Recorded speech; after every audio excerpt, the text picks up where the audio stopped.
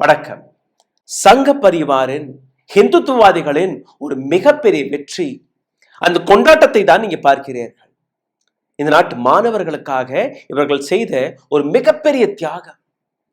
இந்த ஹிந்துத்துவவாதிகள் RSS, BJP, Vishwa Hindu Parishad, Hindutva அமைப்புகள் தன்னுடைய ரத்தத்தை சிந்தி போராடி இந்த மிகப்பெரிய மேகா வெற்றியை பெற்றிருக்கிறார்கள். அதனால்தான் இனிப்புகளை கொடுத்து இவர்கள் கொண்டாடி வருகிறார்கள்.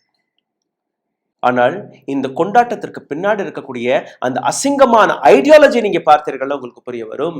எந்த அளவில் இந்த நாட்டு மாணவர்களை அழித்து, இந்த நாட்டு யூனிவர்சிட்டிகளை அழித்து, இந்த நாட்டு அரசாங்கம், ஹிந்துத்துவவாதிகள், சங்க பரிவார் கும்பல் இந்த நாட்டு கல்வித்துறையையே அழிக்கக்கூடிய வேலையை பார்த்துவிட்டது. இந்த நாட்டில் இருக்கக்கூடிய யூனிவர்சிட்டிஸ் அனைத்துமே இன்னைக்கு RSS கண்ட்ரோலில் போய் சிக்கி சின்னாபின்னமாகி கொண்டிருக்கிறது. இப்போ ரெகக்னைஸ் செய்யப்பட்டு ஒரு இடத்தில் புதிதாக திறந்த ஒரு மெடிக்கல் காலேஜ், வெறும் 50 சீட்டுகள் தான். இன்னும் ஒரு 4-5 வருஷம் ஆயிருந்ததால் இந்த காலேஜில் 400 சீட்டுகள் வந்திருக்கும். 400 டாக்டர்ஸ் இந்த காலேஜில் இருந்து உருவாகி இருப்பார்கள். ஆனால் நடந்தது என்ன? இந்த வீடியோவில் உங்களை ஆழமாக கூட்டிச் செல்வதற்கு முன்பு ஒரு சிறிய கோரிக்கை. எங்களுடைய சேனலை மிகப்பெரிய அளவில் முடக்கக்கூடிய வேலையை பார்த்திருக்கிறார்கள். இதிலிருந்து மீட்டெடுப்பதற்காக உங்களுடைய உதவி தேவைப்படுகிறது. நீங்க செய்ய வேண்டிய சாதாரணமான விஷயம், லைக், ஷேர், சப்ஸ்கிரைப் பட்டனை தட்ட மறக்காதீர்கள். இதை தாண்டி இந்த வீடியோவை பார்த்து கொண்டிருக்கும் போது உங்களுடைய கேள்விகள், கருத்துக்களை கீழே கமெண்ட் பாக்ஸில் எழுதிவிடுங்கள். இதை செய்தாலே போதும் இந்த வீடியோவை ஏராளமான நபர்களிடம் எடுத்துச் செல்லலாம். இதை தாண்டி பொருளாதார ரீதியாகவும் எங்களை மிகப்பெரிய அளவில் முடக்கி இருக்கிறார்கள். அதிலிருந்து மீட்டெடுப்பதற்காக அருகில் இருக்கக்கூடிய QR கோடை ஸ்கேன் செய்து உங்களால் முடிந்த உதவியை தெரிவிக்கலாம். உடல் வலிமையை உறுதி செய்யும் சிலாஜித், கவனத்தை மேம்படுத்தும் அஸ்வகந்தா மற்றும் உயிர் சக்தியை பெருக செய்யும் சஃபேடு முஸ்லி போன்ற இமயமலையின் உணவுப் பொருட்களை கொண்டு வந்து மிஸ்டர் பர்ஃபெக்ட் உருவாக்கப்பட்டுள்ளது. உங்கள் முழு குடும்பத்தின் ஆரோக்கியத்தை மா நேச்சுரல்ஸ் மூலம் உறுதி செய்திருங்கள். 100% இயற்கையான மூலிகை பொருட்கள் மூலம் உருவாக்கப்பட்ட மிஸ்டர் பர்ஃபெக்ட் மற்றும் மிஸ் பர்ஃபெக்ட் தலைமுறையாக குடும்பங்களின் உடல் வலிமை, மன வலிமை மற்றும் மகிழ்ச்சியை பெருக செய்கிறது. உங்கள் மகிழ்ச்சியான பயணத்தை துவங்க www.mannaturals.com என்ற இணையதளத்தை பார்வையிடவும் அல்லது வாட்ஸ்அப் எண்ணிலும் தொடர்பு கொள்ளலாம்.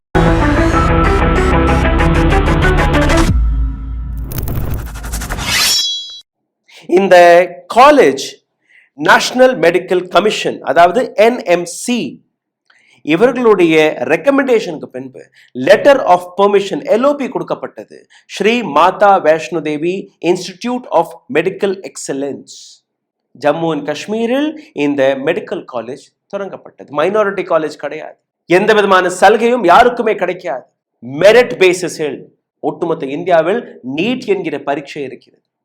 அந்த நீட் என்கிற பரீட்சை எழுதினால் மட்டும்தான் அந்த மெரிட் பேசிஸில் யாருக்கெல்லாம் சீட்கள் கிடைக்க வேண்டுமோ அந்த வழியாக ஒரு சில மாணவர்களுக்கு இந்த சீட்டுகள் கிடைத்திருக்கிறது.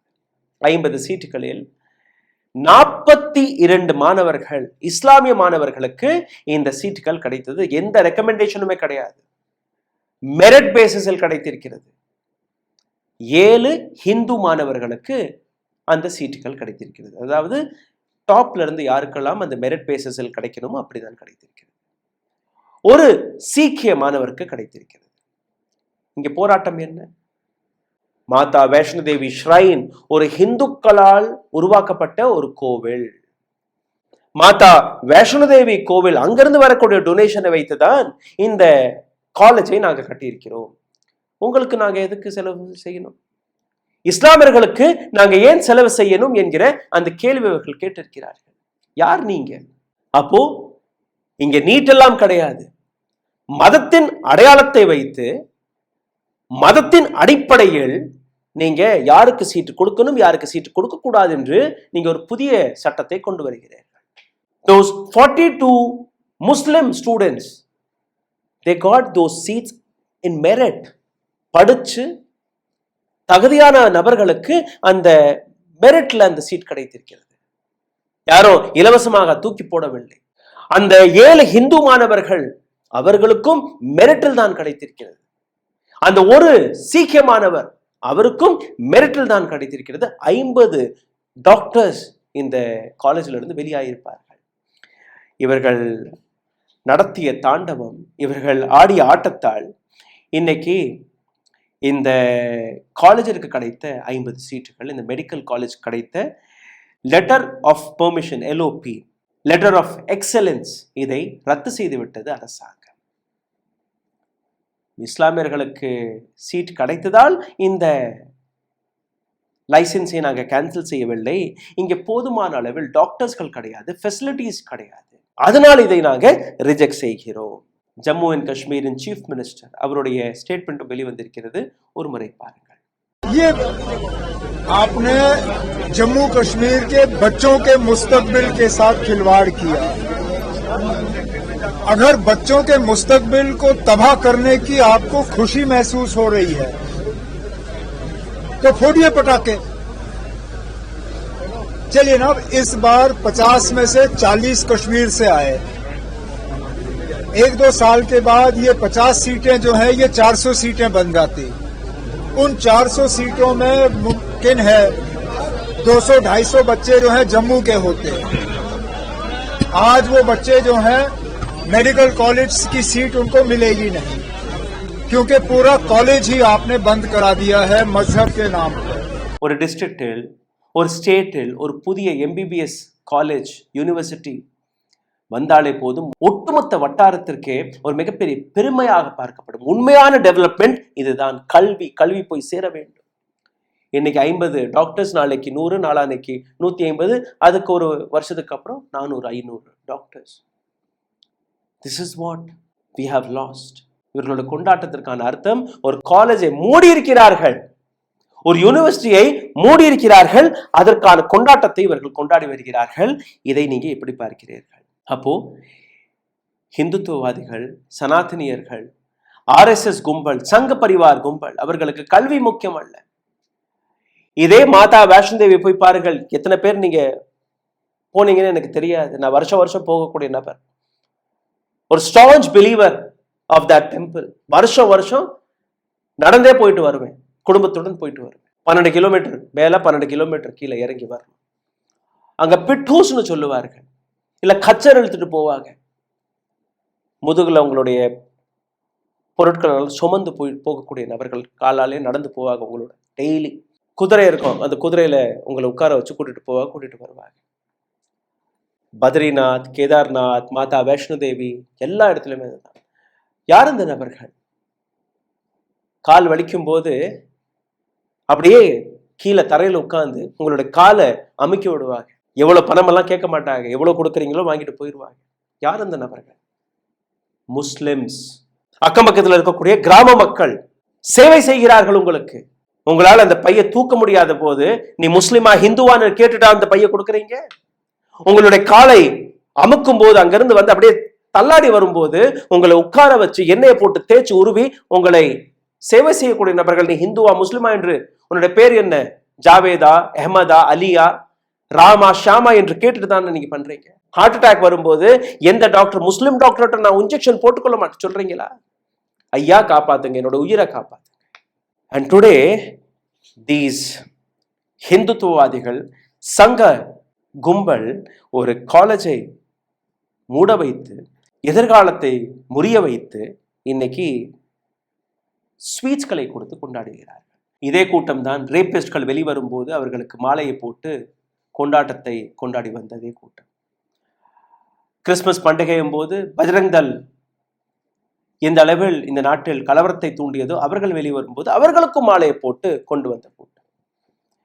இதே கூட்டம் தான் இன்னும் ஒரு இடத்துல ரேப் நடக்கும் போது அந்த ரேபிஸ்ட்களை ப்ரொடெக்ட் செய்யக்கூடிய வேலையை பார்க்கக்கூடிய கும்பல்.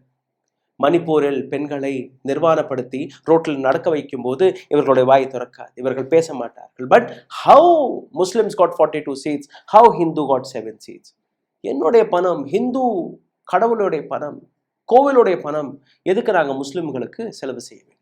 இது மட்டுமல்ல, நரேந்திர மோடியின் அரசாங்கத்தில் 89,441 ஸ்கூல்ஸ் மூடப்பட்டிருக்கிறது. இவர்களை போய் போராட சொல்லுங்க. கிட்டத்தட்ட 90,000 ஸ்கூல்ஸ்கள் மூடப்பட்டிருக்கே சார். அங்களுடைய குழந்தைகள் என்ன நடக்கிறது இங்க? நரேந்திர மோடி பதவியேற்ற போது 2014ஆம் ஆண்டு இந்த நாட்டில் இருந்த ஸ்கூல்ஸ்களோட எண்ணிக்கை 11,07,101. இந்த 10 ஆண்டுகளில் நரேந்திர மோடி அளித்த ஸ்கூல்களோட எண்ணிக்கை 89,441. காரணத்தை கேட்டால் 30-40 ஸ்டூடெண்ட்ஸ் மாணவர்கள் இருக்கக்கூடிய கட்டடங்களை நாங்கள் க்ளோஸ் செய்துட்டோம். இங்கே போதுமான அளவில் டீச்சர்ஸ் கிடையாது, அதனால் நாங்கள் மூடிட்டோம். எதற்காக அந்த மாணவர்கள் அங்கே வரவில்லை? அப்போ எஜுகேஷனுக்காக ஒதுக்கப்படக்கூடிய அந்த பட்ஜெட் என்ன ஆகிறது? எதற்காக கட்டடம் சரியில்லை? எதற்காக மாணவர்கள் வெளியே போறார்கள்? டாய்லெட் வசதிகள் கூட இல்லை. ஒரு பெண்ணுடைய சின்ன குழந்தையுடைய ஒரு வீடியோவை நான் உங்களுக்கு எடுத்து காட்டுகிறேன். தயவு செய்து இந்த குழந்தையுடைய வார்த்தைகளை கேளுங்கள். பீகார்ல இருந்து வெளிவந்த அந்த வீடியோ ஒரு சில மாதங்களுக்கு முன்பு. இதை பற்றி நான் பேசியிருக்கிறேன். மீண்டும் ஒரு முறை அந்த வீடியோவை நான் உங்களுக்கு போட்டு காட்டுகிறேன். தயவு செய்து பாருங்கள். बहुत दिक्कत होता है। बहुत दिक्कत होता है। क्या कहना चाहोगी सरकार से? बिल्डिंग बना दे, तकलीफ होता है बहुत। पढ़ने में बारिश होता तो इधर उधर भागना पड़ता है। धूप भी लगता है तो भागना पड़ता है इधर उधर। बहुत तकलीफ होता है नहीं? हाँ तो बारिश होती है तो क्या करती हो? घर चली जाती हो? कि छूट हाँ। जाती हो क्या? घर चले जाते। फिर छूटता है तो आती हो? हाँ छूटता है तो आ जाते, फिर पढ़ते हैं। ये सब भीग भी जाता है ना तो कहीं कहीं पे बैठते हैं। बिल्डिंग बना दे, स्कूल बना दे। அரசாங்கத்திடம் என்னமா உன்னுடைய கோரிக்கைன்னு கேட்டபோது அந்த பத்திரிக்கையாளர், ஒரு பில்டிங்கை கட்டி கொடுத்து சொல்லுங்க, ஒரு ரூமை கட்டி கொடுக்க சொல்லுங்க. மழை வரும்போது எங்களால் படிக்க முடியலை, இங்கே ஓடி ஒளியணுமா இருக்கு. வெயில் போடும்போது அந்த வெயிலே உட்காந்துருக்கோம், குளிர் அதுலேயும் இங்கே தான் இருக்கிறோம். ஜஸ்ட் ஒரு கட்டடத்தை மட்டும் கட்டி கொடுக்க சொல்லுங்க, ஒரு அறையை மட்டும் கட்டி கொடுக்க சொல்லுங்க. அந்த குழந்தை பேசும்போது அந்த குழந்தை கண்ணில் இருந்து வரக்கூடிய அந்த தண்ணீர், அந்த குழந்தை கலங்கியதை நீங்க பார்த்திருக்கலாம். இதுதான் இந்த நாட்டுடைய உண்மையான நிலை. கட்டடத்தை கூட கட்டி கொடுக்காத ஒரு அரசாங்கம். ஒரு சில இடங்கள்ல நீங்க பார்த்தீர்கள்னா ஒரே ஒரு டாய்லெட்டுக்குள்ள ஆபீஸை நடத்திய பள்ளிக்கூடம் எல்லாம் இங்க இருக்கு. குழந்தைகள் அப்படியே வயக்காட்டில் உட்காந்து படிக்கிறாங்க. ஒரு சேர், அந்த ரெஜிஸ்ட்ரேஷன் நோட் புக், இது எல்லாத்தையும் எடுத்து வைக்கிறதுக்காக toilet becomes a room. And இப்போ ஒரு காலேஜே மூடியதற்கு பின்பு இவர்களுடைய கொண்டாட்டத்தை நீங்க பார்க்கிறீங்க. நெஹ்ரு இந்த நாட்டில் கொண்டு வந்த ஏராளமான இன்ஸ்டிடியூஷன்ஸ்கள், Aligarh Muslim university, Banaras Hindu university, Delhi university, இது போன்ற ஏராளமான இடங்கள், IITs, Kharagpur, IIT Bombay, IIT Madras, IIT Kanpur, Delhi, எல்லாமே நெஹ்ரு அவர்களால் உருவாக்கப்பட்ட இன்ஸ்டிடியூஷன்ஸ்கள். ஐஐஎம் கல்கட்டா, ஐஎம்எம் அஹமதாபாத், நெஹ்ரு அவர்களால் கொண்டு வரப்பட்ட இன்ஸ்டிடியூஷன். ரிசர்ச் சென்டர்ஸ், நாசா போன்று இந்தியாவிலும் இருக்கு, எல்லாமே கொண்டு வந்தது நெஹ்ரு. ஃபவுண்டேஷன்ஸ், எத்தனையோ ரிசர்ச் சென்டர்ஸ். நரேந்திர மோடி என்ன செய்தார்? ராமர் கோவிலை கட்டியிருக்கிறார். மட்டன், மஸ்ஜித், மங்கள் சூத்ர, உங்களுடைய ஆடைகளை பார்த்து என்னால் உங்களுடைய மதத்தின் அடையாளத்தை கண்டுபிடிக்கலாம். This is what Narendra Modi had done. What has Narendra Modi had done? இந்த நாட்டு மாணவர்களை கையில் கம்பு, அருவாள், கத்தி அதை கொடுத்து ரோட்டில் இறக்க விட்டு, ஜெய் ஸ்ரீராம், யாரை வேணாலும் கொல்லுங்க, யாரை வேணாலும் கற்பழியுங்க, எங்க வேணாலும் கொள்ளையடிங்க, எங்க தலத்தை பார்க்கிறீர்களோ, எங்க ஏழைகளை பார்க்கிறீர்களோ அவர்கள் விரட்டி அடிங்க, நாங்க காப்பாத்தி. நீங்க வந்தீங்கன்னா, ரேலிக்கு வந்தீங்கன்னா 250-300 ரூபா ஒரு சரக்கு பாட்டில் ஒரு பிரியாணி போட்டினதை கொடுத்து tata bye bye. No job, you can't ask question. Gulfisha Fatima, 26 வயதுல சிறைக்கு சென்ற பெண்மணி, ஒரு PhD ஸ்காலர், வெளியே வரும்போது வயது 31. குல்ஃபிஷா மட்டுமல்ல, குல்ஃபிஷா போன்று மற்ற மாணவர்கள். குற்றம் என்ன? எந்த குற்றமும் கிடையாது. கேஸ் என்ன? டெல்லி போலீஸ் ஃபேப்ரிகேட்டட் ஃபேக் கேஸை போட்டு 5 ஆண்டுகள் இந்த பெண்ணை சிறையில் அடைத்தது. அப்போ ஒரு மாணவி, ஒரு மாணவர், அவருடைய எதிர்காலத்தை அளித்த அரசாங்கம் இன்னைக்கு 50 சீட்டுகள் கொண்ட ஒரு MBBS காலேஜை மூடியதற்கு பின்பு இவர்கள் கொண்டாடி வருகிறார்கள், இனிப்பை கொடுத்து கொண்டாடி வருகிறார்கள். இவர்களுக்கு கல்வி என்றால் அதான் டீ வியாபாரி கையில ஒரு நாட்டை ஒப்படைத்தால் அந்த டீ வியாபாரி நான் இந்த சர்டிபிகேட் வச்சிருக்கேன், நான் அந்த சர்டிபிகேட்டை வச்சிருக்கேன்னு கூறக்கூடிய விஷயத்தை நம்பக்கூடிய பக்தர்கள் சரி இந்த சர்டிபிகேட்டை காட்டினா அதை நாங்க காட்ட மாட்டோம், இது ஒரு டாப் சீக்ரெட். எப்படி நீங்க எதை எதிர்பார்க்க முடியும்? இப்படித்தான் இதைத்தான் உங்களால் எதிர்பார்க்க முடியும். சிந்தித்து பாருங்கள். நன்றி, வணக்கம். ஊடகம் கார்ப்பரேட் அரசியல்வாதிகளின் கைப்பாவையாக அடிமைகளாக இருந்தது போதும். இனி சாட்டை எடுத்து சுழற்றும் நேரம் வந்துவிட்டது. ஊடகம் பொதுமக்களாகிய உங்களுக்காக உங்களாலேயே இயக்கப்பட வேண்டும். ஊடக சுதந்திரத்திற்காக உங்களின் பங்களிப்பை இன்றே அளித்திடுங்கள்.